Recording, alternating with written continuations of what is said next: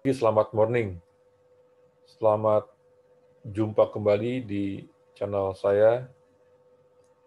Kali ini kita akan membahas tentang data dan datum.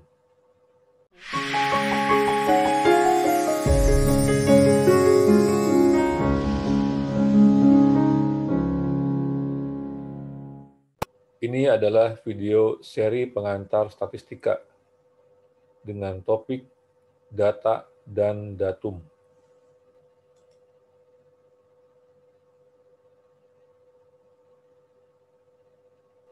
Nah, ini adalah data dan informasi ya. Kita punya setiap harinya kita dibombardir dengan data dan informasi segala macam itu. Jadi apa sih yang dimaksud dengan data atau datum? Data merupakan bentuk jamak dari datum. Ini bahasa Latin yang artinya bahan-bahan keterangan atau sesuatu yang diketahui. Menurut Oxford Dictionary, data itu adalah sesuatu yang diketahui atau yang diasumsikan sebagai fakta yang digunakan sebagai dasar untuk penjelasan atau penghitungan. Menurut William Webster, data itu adalah informasi faktual yang digunakan sebagai dasar untuk penjelasan, diskusi, atau penghitungan. Data dibagi-bagi ya berdasarkan cara perolehannya, itu dari jenis penelitian, kemudian cara perolehan dari subjeknya, kemudian tipe datanya, waktu perolehan datanya, kemudian sifat datanya, kemudian sumbernya, pengelompokan, dan skala pengukuran. Jenis penelitian.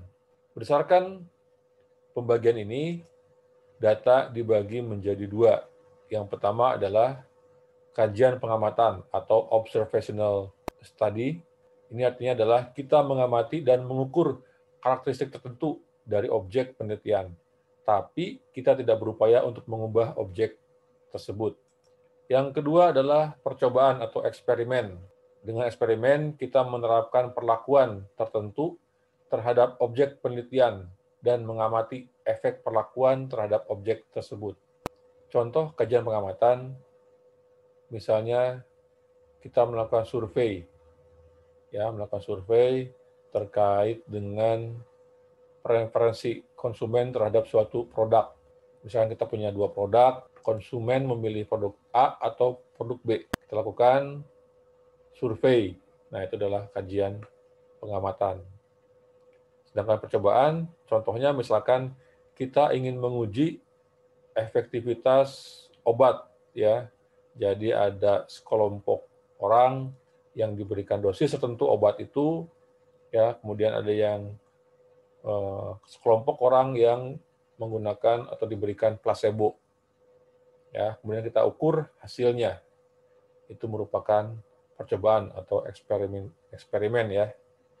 Jadi sebagian ada yang bilang ini experimental design atau rancangan percobaan atau istilahnya rancom. Kemudian pembagian data berdasarkan cara perolehannya dari subjeknya. Dibagi dua. Yang pertama adalah data primer, yaitu data diambil langsung oleh si peneliti. Ya, kalau si peneliti melakukan langsung perolehan mencari data secara langsung, ya, membuat kuesioner, kemudian langsung mewawancarai objek penelitian, maka itu disebut dengan data primer. Yang kedua adalah data sekunder. Jika peneliti tidak langsung ya mengambil data dari sumbernya, tapi merujuk pada suatu penelitian atau kajian yang sudah dilakukan penelitian sebelumnya, maka ini disebut dengan data sekunder. Studi pustaka itu merupakan salah satu contoh ya pengambilan data sekunder, ya, cara perolehan data secara sekunder. Tipe. Nah, data berdasarkan tipenya dibagi dua, yaitu discrete, yaitu data yang didapatkan dengan mencacah atau menghitung objek.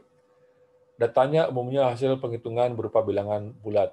Misalkan jumlah mahasiswa 10 orang, kan tidak mungkin ada 6 orang, 6,5 orang mahasiswa, ya kan? Jumlah buku ada 20 buku. Tidak mungkin kita dapatkan 19,5 buku. Jadi itu diskret. Yang kedua adalah continue. Ini adalah data yang didapatkan dengan mengukur suatu objek. Biasanya data hasil ukurannya adalah bilangan bulat atau desimal. Ya, misalkan kita mengukur panjang panjang suatu kendaraan, misalkan. Ya, hasilnya misalnya kita dapatkan 4,12 meter. Atau kita mengukur misalkan berapa harga suatu barang. Ya, misalkan berapa harga sepatu. Harga sepatu itu adalah Rp690.000. Jadi hasilnya bisa bulat atau desimal kalau dia tipe continue. Waktu. Dilihat dari waktunya, maka data itu dibagi menjadi dua. Yang pertama, cross section. Itu data yang didapatkan pada satu titik waktu. Misalkan data penjualan barang bulan Desember. Data rata-rata IPK mahasiswa tahun akademik 2018-2019. Jadi pada satu titik waktu disebut dengan cross section data. Kemudian ada yang disebut dengan data berkala, ya, atau data deret waktu atau time series. Ini adalah data yang didapatkan pada satu periode atau rentang waktu tertentu, bisa 2 bulan, 3 bulan, 2 hari, dan seterusnya. Nah, ini data deret waktu ini dibagi dua, yaitu yang pertama disebut dengan retrospektif.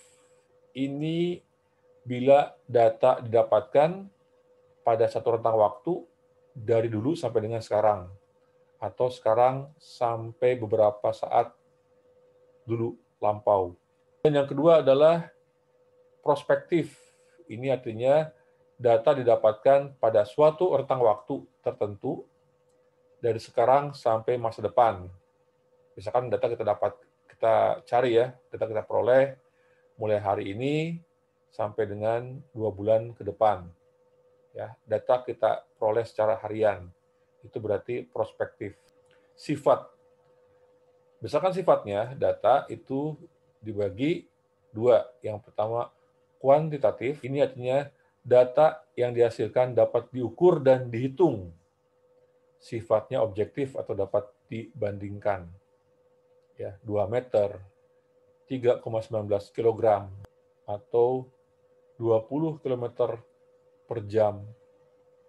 Nah, itu diukur dan dihitung ya, dapat diukur dan dihitung, maka disebut dengan data kuantitatif. Biasa dapat dibandingkan.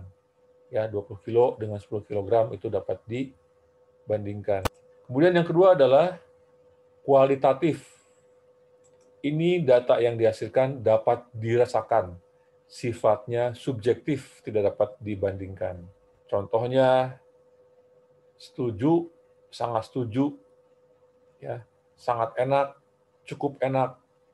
Seseorang yang berkata dia wah, kue ini cukup enak, ya, dibandingkan dengan orang lain yang menjawab cukup enak, bisa jadi berbeda, ya. Enaknya si A dengan enaknya si B mungkin berbeda, ya. Ukuran sangat enak dan enak untuk si A itu berbeda dengan sangat enak dan enak si B. Jadi ini sifatnya kualitatif. Data yang hasilnya dapat dirasakan, ya, sifatnya subjektif, tergantung kepada si responden. Sumber. Berdasarkan sumbernya, data dibagi dua, internal, ya, data diperoleh dari dalam institusi atau lembaga, dan eksternal, artinya data diperoleh dari luar institusi atau lembaga. Ini cukup jelas ya. Jadi kalau misalkan kita nih universitas, misalkan Universitas Lancar Jaya, data IPK mahasiswa Lancar Jaya itu adalah data internal. Tapi bagi universitas maju mundur, misalkan, data tadi adalah data eksternal. Paham ya? Jadi internal dan eksternal itu perbedaannya. Kemudian berdasarkan pengelompokan data. Data dibagi dua, yaitu data tunggal, data hasil pengukuran atau penghitungan suatu objek. Disebut juga dengan data mentah. Ya, jadi kalau kita menghitung, misalkan kita punya 20 paket, kita hitung beratnya 2 kg, 1,5 kg, 1,4 kg, dan seterusnya, itu adalah data mentah. Kalau kita kelompokkan data hasil pengukuran tadi ke dalam beberapa kelompok, maka akan disebut dengan data berkelompok, ya, atau data olahan yang sudah diolah. Nah, ini yang paling penting, pembagian data berdasarkan skala pengukurannya. Ada 4 skala pengukuran. Yang pertama rasio, yang kedua interval, ketiga ordinal, yang keempat nominal. Baik, untuk melihat apa perbedaan antara keempat skala ini, kita akan lihat. Yang pertama, urutan. Apakah nilai datanya dapat diurutkan? Kemudian, apakah jarak antar nilainya dapat dipastikan? Dan apakah dapat dilakukan operasi matematis? Kita mulai yang pertama, rasio. Skala pengukuran rasio. Skala pengukuran rasio itu adalah suatu skala pengukuran yang nilainya dapat diurutkan, jarak antar nilainya dapat dipastikan, dan dapat dilakukan operasi matematis. Apa contohnya? Contohnya misalkan tinggi badan, panjang gelombang, harga saham. Tinggi badan 150 cm, 170 cm, 200 cm, dapat diurutkan 150, 170, 200, atau 200, 170, dan 150. Kemudian jarak antar nilainya dapat ditentukan. Berapa jarak antara 170 dan 230 cm. Kemudian dapat dilakukan operasi matematis. 200 cm itu adalah 2 kali 100 cm. Kemudian contoh lain, harga saham. Harga saham 2.000 itu 4 kalinya Rp500. Berikutnya adalah skala pengukuran interval. Ini adalah skala pengukuran yang nilainya itu dapat diurutkan, jarak antar nilainya dapat dipastikan, tapi tidak dapat dilakukan operasi matematis. Apa contohnya? Contohnya adalah intelligence quotient, emotional quotient, dan suhu. Suhu 150 derajat itu bukan berarti 3 kalinya 50 derajat Celcius. IQ-nya 200 itu bukan berarti 4 kali yang ber-IQ 50. Ya, sehingga untuk skala interval tidak dapat dilakukan operasi matematis. Dapat diurutkan, jaraknya dapat ditentukan, tapi tidak dapat dilakukan operasi matematis. Kemudian yang ordinal. Yang ordinal itu adalah suatu skala pengukuran yang nilainya dapat diurutkan, tapi jarak antar nilainya tidak dapat ditentukan dan tidak dapat dilakukan operasi matematis. Apa contohnya? Contohnya misalkan kualitas beras, pangkat atau jabatan, atau tingkat kenyamanan. Kita hanya dapat mengurutkan pangkat atau jabatan, misalkan general manager, kemudian manager, kemudian assistant manager, kemudian supervisor, dapat kita urutkan. Tapi berapakah jaraknya? Tidak dapat kita pastikan. Berapa jarak antara assistant manager dan manager? 2 tahun? 20 kilo? Ya, nggak jelas kan?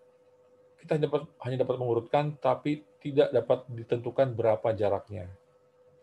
Kualitas beras, beras yang bagus, beras yang cukup baik, dan beras yang jelek. Kita hanya dapat mengurutkan, tapi kita tidak dapat menentukan berapa sih jaraknya. Berapa jarak antar nilai tersebut? Berapa jarak antara beras yang cukup baik dengan beras yang baik? Berapa jaraknya kita nggak tahu. Dan tidak dapat dilakukan operasi matematis tentunya. Yang terakhir, skala pengukuran nominal, yaitu suatu skala pengukuran yang nilainya tidak dapat diurutkan, jaraknya tidak dapat ditentukan, dan tidak dapat dilakukan operasi matematis. Contohnya apa? Misalkan merek mobil, jenis kelamin, nomor punggung pemain bola, nomor 7 misalkan. Ya, nomor 10 itu hanya sekedar nomor, bukan berarti 10 itu adalah 10 kalinya 1 ya, atau 2 kalinya 5. Tidak ya, tapi hanya merupakan simbol atau tanda saja.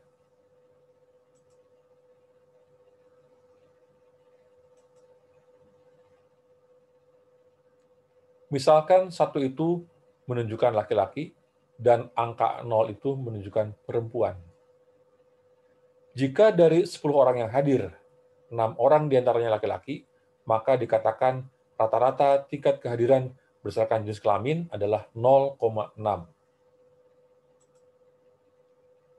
Tingkat kepintaran orang yang memiliki IQ 150 adalah 2 kalinya orang yang memiliki IQ 75.